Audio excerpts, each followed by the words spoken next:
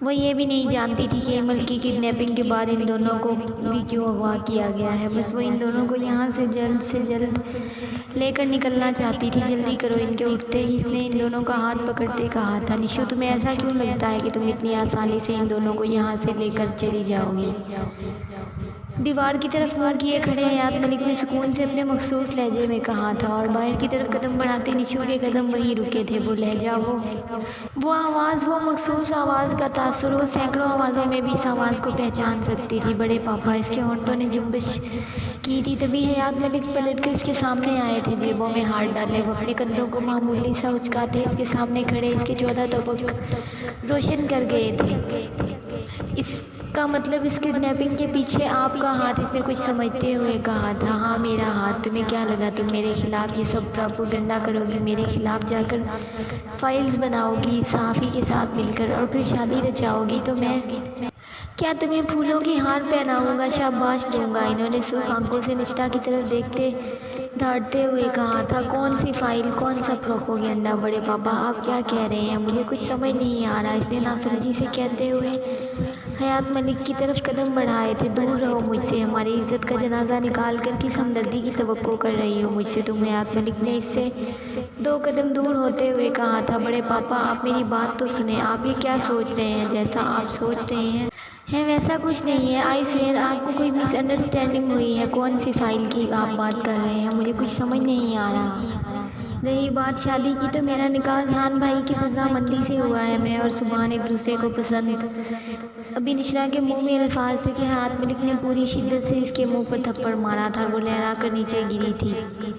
ہونٹ کا کونا پھٹا تھا اور خون رسنے لگا تھا۔ زارا نے آگے بڑھ کر اسے اٹھایا تھا۔ آپ کو شرم نہیں آتی اپنی بیٹی پر ہاتھ اٹھاتے ہوئے؟ زارا نے حیات ملک کی طرف دیکھتے ہوئے غصے سے کہا تھا۔ کون سی بیٹی؟ وہ جو دشمنوں کے ساتھ مل کر مجھے ایکسپوز کرنے پر تلی ہے۔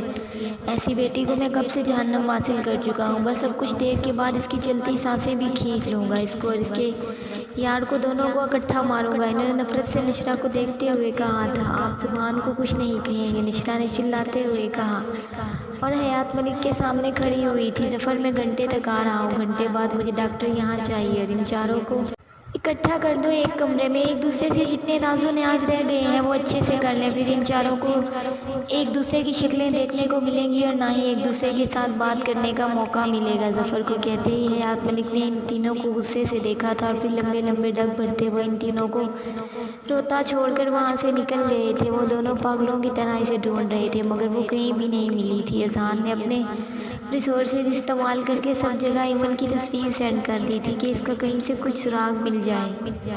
بھائی وہ پینک ہو جاتی ہے بہت جلد، وہ چیزوں کو اچھے سے ہینڈل نہیں کر پاتی، پلیز کچھ بھی کریں، اسے ڈھونڈیں۔ اذہان کی طرف دیکھتے ہوئے اس نے پریشانی سے کہا تھا۔ فکر نہ کرو ارحان، انشاءاللہ وہ جلدی مل جائے گی، سب جگہ میں کہہ چکا ہوں، اللہ سے اچھے کی امید رکھو۔ اذہان نے گاڑی چلاتے ہوئے کہا تھا۔ وہ اور ارحان ہاسپٹل جا رہے تھے، علیحا اور باقی سب کے پاس۔ گاڑی ہاسپٹل کی پارکنگ میں روک کر وہ دونوں آئی سی یو کی طرف بڑھے تھے۔ آئی سی یو کے شیشے سے ارحان نے علیحا کو دیکھا تو اس کے وجود کو اور اس کی تکلیف کو دیکھ کر اس کی آنکھیں خود بخود نم ہو گئیں، جبکہ اذہان ادھر ادھر نشرا، زارا اور سبحان کو ڈھونڈنے لگا تھا۔ جب بہت ڈھونڈنے کے بعد بھی اس کو وہ تینوں کہیں نہ ملے تو اس نے موبائل نکال کر پہلے سبحان اور پھر نشرا کو کال کی تھی، مگر دونوں کے نمبر اسے بند ملے تھے۔ اب اسے مزید پریشانی ہونے لگی تھی۔ کیا ہوا بھائی؟ اذہان کو پریشان دیکھ کر ارحان نے پوچھا تھا۔ یار نشو، سبحان، زارا تینوں کو ادھر ہی چھوڑا تھا مگر اب وہ ناخود ہیں، نہ ان کے نمبرز مل رہے ہیں، نمبر سوئچ آف جا رہے ہیں، مجھے فکر ہو رہی ہے، اس نے ارحان کی طرف دیکھتے ہوئے کہا۔ ہو سکتا ہے کوئی میڈیسن وغیرہ لینے گئی ہو، ارحان نے اسے تسلی دے ہوئے کہا تھا۔ یار تینوں تو نہیں جا سکتے نا، اذہان نے کہا تھا۔ ایکسکیوز می، کیا آپ نے بلڈ کا انتظام کر لیا؟ ڈاکٹر علیحا کو چیک کرنے جا رہا تھا تبھی اس نے اذہان کو دیکھتے ہوئے پوچھا تھا۔ سر میں نے ان کے ساتھ جو 2 لیڈیز تھی ان کو کہہ چکی ہوں، وہ شاید اسی کا انتظام کرنے گئی ہیں، نرس نے اذہان کی بجائے ڈاکٹر کو جواب دیا تھا، اور ڈاکٹر اوکے کہتا یہاں سے آئی سی یو کے دروازے کی طرف بڑھا تھا۔ دیکھا میں نے کہا تھا نا کہ ادھر ہی ہوں گی، آپ بلڈ بینک میں جا کر چیک کریں، وہاں مل جائیں گی وہ دونوں، ارحان نے اذہان کی طرف دیکھتے ہوئے کہا، اور اذہان سر ہلاتا بلڈ بینک کی طرف چل پڑا۔ تو یہ ہے وہ بچی جس کے بارے میں آپ مجھے بتا رہے تھے؟ علیحا کے پاس کھڑے ہوتے ہی ڈاکٹر کیتھرائن کارڈز نے کہا تھا۔ یس مائی لو، یہ وہی بچی ہے جو مسلم ہے اور جس کی باتوں اور اس کی معصومیت نے اس دن سے مجھے اپنا گرویدہ بنایا ہوا ہے۔ میرا دل چاہتا ہے کاش اسے کبھی کچھ نہ ہو اور یہ یوں ہی ہمارے سامنے رہے، مجھ سے اس کی تکلیف برداشت نہیں ہوتی۔ ڈاکٹر کارلز نے اپنی بیوی کی طرف دیکھتے ہوئے نم لہجے میں کہا تھا۔ کچھ نہیں ہوگا اسے honey, she will be fine soon, doctor Catherine Carls نے اپنے شوہر کو کہا تھا۔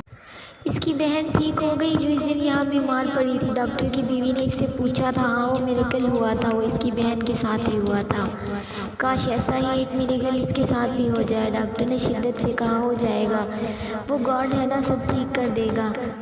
آئی ول چیک ہر فائل، ایلیا ریڈ ہم۔ کیتھرائن کارلز نے اپنے شوہر کو تسلی دیتے ہوئے کہا، پھر ایلیا کی میڈیکل فائل پکڑ کر اس کا نام پڑھا تھا اور باقی کی ڈیٹیلز اور اس کی بیماری کی نوعیت پڑھنے لگی، جبکہ ڈاکٹر کارلز اپنی بے ہوش پڑی ایلیا کو نم آنکھوں سے دیکھ رہے تھے۔ سر ڈاکٹر آ چکی ہے، ظفر کو اس کے کارندے نے کہا تھا۔ ٹھیک ہے، اور جس سامان کی اسے ضرورت تھی وہ بھی آ گیا کیا؟ ظفر نے پوچھا۔ جی سر، وہ بھی آ چکا ہے، اس کے کارندے نے اسے بتایا تھا۔ ٹھیک ہے، ان دونوں لڑکیوں کو بے ہوش کر کے ڈاکٹر کے روم تک پہنچاؤ، میں ملتا ہوں تمہیں وہیں پر، ظفر نے حکم دیا تھا اور اس کا کارندہ حکم کی تعمیل کرتا وہاں سے جا چکا تھا۔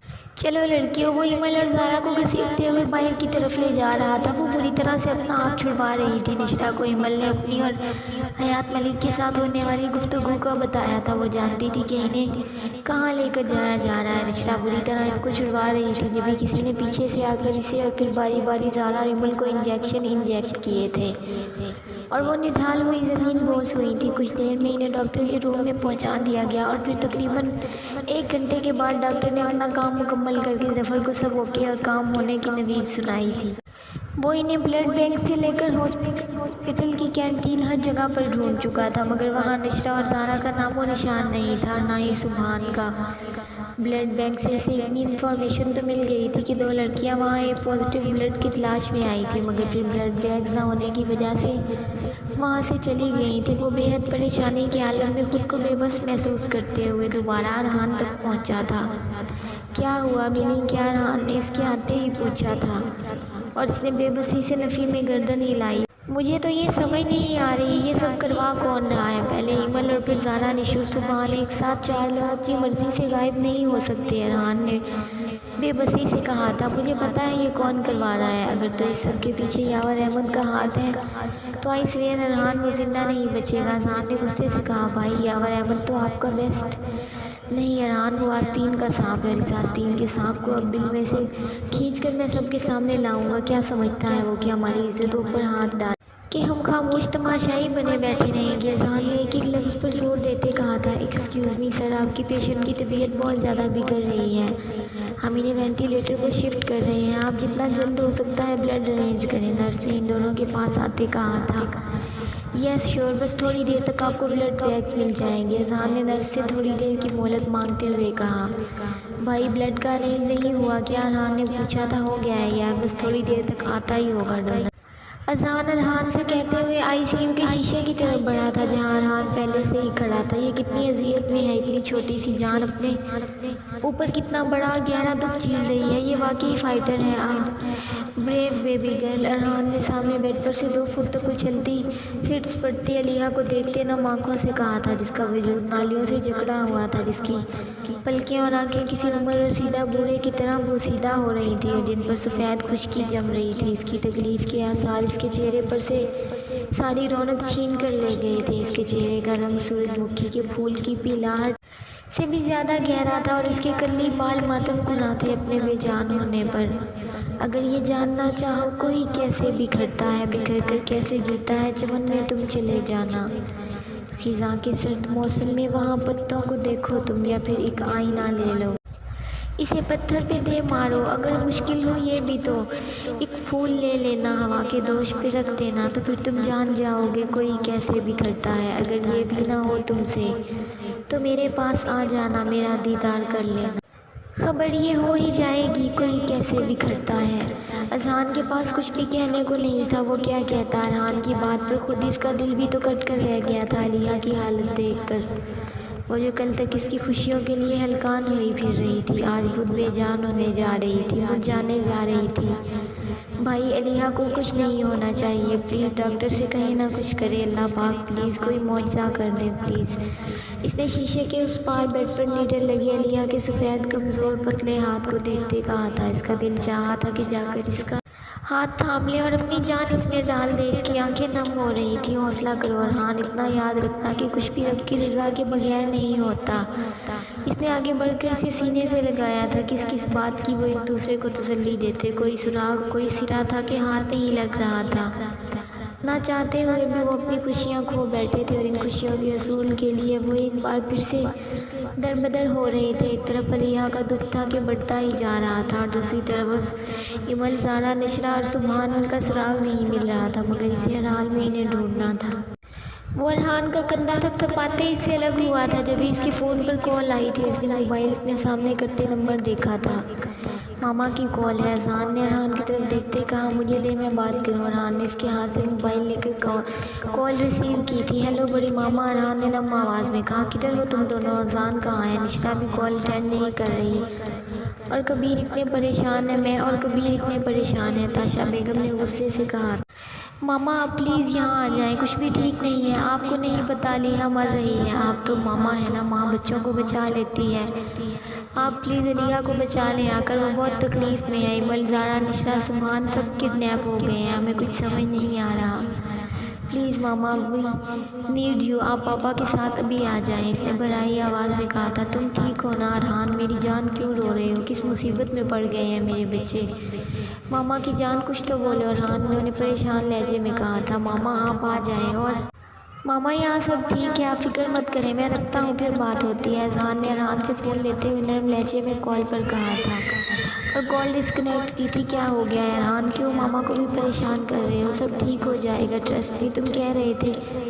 ایمل پینک ہو جاتی ہے اتنی کریٹیکل سچویشن میں، خود تمہارا کیا حال ہے اس بارے میں؟ ہاں حوصلہ رکھو، اللہ بہت کارساز ہے، وہ انشاءاللہ ضرور مدد کرے گا، اس نے ارحان کو تسلی دیتے کہا تھا۔ تم ایسا کرو یہاں پر علیحہ کے پاس میں اتنی دیر میں اپارٹمنٹ اور سبحان کے آفس سے ہو کے آتا ہوں، ہو سکتا ہے ان میں سے کوئی ایک گھر پر ہو، پھر سبحان کسی کام کے سلسلے میں آفس نہ ہو، اذان نے ارحان سے کہا تھا۔ اس نے سر ہلاتے ہوئے حامی بھری تھی اور اذان وہاں سے باہر کی طرف بڑھا تھا۔ آپ کا چیک؟ ظفر نے چیک ڈاکٹر کی طرف بڑھاتے ہوئے کہا تھا، جسے اس نے مسکراتے ہوئے تھام لیا۔ کام پکا ہوا ہے نا؟ ظفر نے ایک بار پھر تسلی کے لیے پوچھا تھا۔ ایک دم پکا، جیسے آپ نے چاہا تھا ویسے ہی ہوا ہے، ڈاکٹر نے مسکراتے ہوئے کہا تھا۔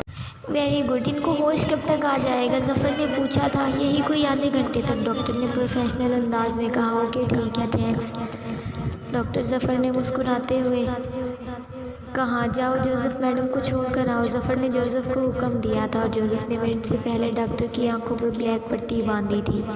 اسی طرح ہی وہ اسے لیے کارنیل کاٹیج آئے تھے اور اسی طریقے سے اس کی آنکھیں باندھے وہ اسے واپس چھوڑ آئے تھے۔ ایکسکیوز می علیحہ درید یہاں ایڈمٹ ہیں کیا؟ آپ بتا سکتے ہیں وہ کس فلور کے ایمرجنسی وارڈ میں ہے؟ ماہر نے ریسیپشن پر کھڑے ہو کر پوچھا تھا۔ یس شی از ان سیکنڈ فلور، ریسیپشن نے بتایا تھا۔ وہ اور مائدہ تقریباً دوڑتے ہوئے لفٹ کی طرف بڑھے تھے اور پھر سیکنڈ فلور پر پہنچے تھے۔ ایمرجنسی کے وارڈ میں داخل ہوتے ہی ماہر کی نظر سامنے کھڑے ارحان پر پڑی تھی۔ وہ دونوں آگے بڑھ کر آئی سی کے دروازے کے اس پار لیٹی علیحہ کو نم آنکھوں سے دیکھ رہے تھے۔ سبحان نے ہاسپٹل سے نکلنے کے بعد ماہر کو علیحہ کی ساری صورتحال بتا دی تھی اور وہ اور مائدہ اسی ٹائم پہلی فلائٹ لے کر مانچسٹر پہنچے تھے۔ ماہر وہ بہت تکلیف میں ہے، مائدہ نے نم آنکھوں سے ماہر کو دیکھتے کہا۔ وہ ہمیشہ سے ہی تکلیف میں ہے مائدہ، مگر اس کی تکلیف پر ہمیشہ اس کا صبر حاوی رہا ہے، اس نے دور سے علیحہ کی طرف فلائنگ کس اچھالتے ہوئے مائدہ سے کہا تھا۔ کاش اسے کبھی کچھ نہ ہو، مائدہ نے روتے ہوئے اس کے کندھے پر سر رکھا تھا جبکہ ماہر کچھ بھی نہ بولا۔ ارحان، ایمل، زارا اور سبحان کہاں ہیں؟ ماہر نے مائدہ کو خود سے الگ کرتے ارحان سے ہاتھ ملاتے پوچھا۔ نہیں جانتا، سب کے سب کڈنیپ ہو گئے ہیں، نشو بھی، ارحان نے بے بسی سے کہا۔ سبحان کے ذریعے انہیں وقتاً فوقتاً پتہ چلتا رہا تھا وہاں جو بھی ہوا تھا، یہ بھی کہ سبحان کا نشرہ سے نکاح ہو چکا ہے اور اب سب ٹھیک ہو گیا ہے۔ کیا، کب، کیسے؟ اب تو ان کا کوئی دشمن بھی نہیں ہے، آئی مین تم سب تو ایک ہو گئے ہو، پھر ان کو کس نے کڈنیپ کر لیا؟ ماہر نے پریشان کن لہجے میں کہا تھا۔ نہیں جانتا یار کون ہے، مگر جو بھی ہے بڑی بری طرح سے اس نے ہم سب کے گرد اپنا گھیرا تنگ کیا ہے، ارحان نے افسردہ لہجے میں کہا۔ اذہان کہاں ہے؟ مائدہ نے پوچھا تھا۔ بھائی بس سب کی تلاش میں نکلے ہیں، یہاں لیہا کے پاس کوئی نہیں تھا تو مجھے یہاں چھوڑ کر گئے ہیں۔ تم لوگ کچھ لوگ؟ ارحان نے پوچھا تھا۔ نہیں، فلائٹ میں کھا لیا تھا، ماہر نے منع کیا۔ اچھا ماہر، اگر تم دونوں یہاں پر ہو تو میں ان لوگوں کی تلاش میں جاؤں، ارحان نے ماہر سے کہا تھا۔ میں یہی ہوں لیہا کے پاس، تم دونوں چلے جاؤ، مائدہ نے کہا تھا۔ نہیں، تمہیں اکیلی کو یہاں روکنا ٹھیک نہیں ہے، ہم پہلے زارا اور نشو کو یہاں اکیلے چھوڑ کر بہت بڑا رسک لے چکے ہیں، ارحان نے کہا تھا۔ کچھ نہیں ہوگا، مجھے کون جانتا ہے، مجھے یہاں ماہر کو ساتھ لے جاؤ اور ڈھونڈو زارا کو، اب اس کی موجودگی لیہا کو زندگی کی طرف واپس لا سکتی ہے پچھلی بار کی طرح، پلیز ڈھونڈو اسے، مائدہ نے ہاتھ جوڑتے کہا تھا۔ اوکے، آ جاؤ ماہر، ارحان ماہر کو کہتے باہر کی طرف بڑھا تھا۔ اپنا خیال رکھنا مائدہ اور لیہا کا بھی، یہ کریڈٹ کارڈ رکھ لو، کچھ بھی ضرورت پڑ سکتی ہے، اپنے ارد گرد کچھ بھی غلط محسوس کرو تو مجھے فوراً کال کرنا، ماہر نے مائدہ سے کہا۔